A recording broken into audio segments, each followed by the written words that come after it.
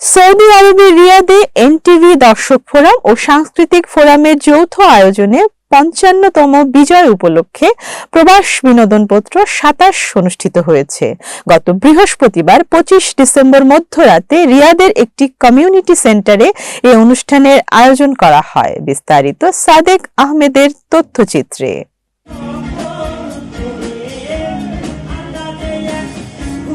Saudi আরবের রিয়াদে NTV দর্শক forum ও সাংস্কৃতিক ফোরামের যৌথ আয়োজনে ৫৫তম বিজয় উপলক্ষে প্রবাস বিনোদন পর্ব ২৭ অনুষ্ঠিত হয়েছে।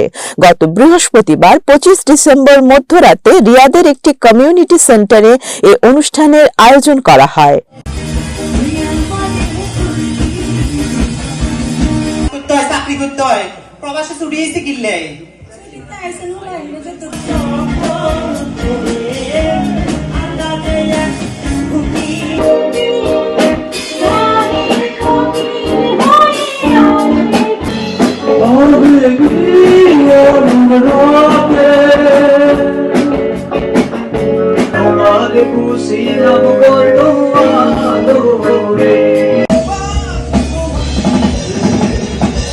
এনটিভির সৌদি আরব প্রতিনিধি ফারুক আহমেদ চানের সঞ্চালনায় অনুষ্ঠানে প্রধান অতিথি ছিলেন রিয়াদের বাথা সানসিটি পলিক্লিনিকের এমডি আব্দুল্লাহ আল মামুন।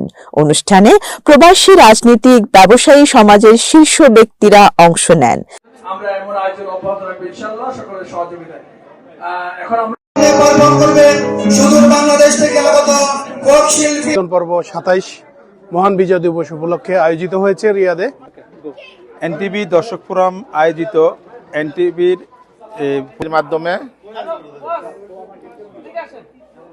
বাংলাদেশের ইতিহাস।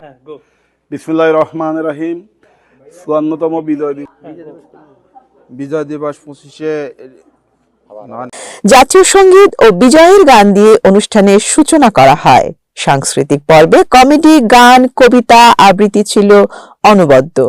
ঢাকা থেকে আগত জনপ্রিয় সঙ্গীত শিল্পী শারমিন কেয়ার গান দর্শকদের মাতিয়ে রাখে। পরে সাংস্কৃতিক আয়োজনে অংশ নেওয়া শিল্পীদের উপহার দেয়া হয়। সবশেষে ছিল নৈশভোজ।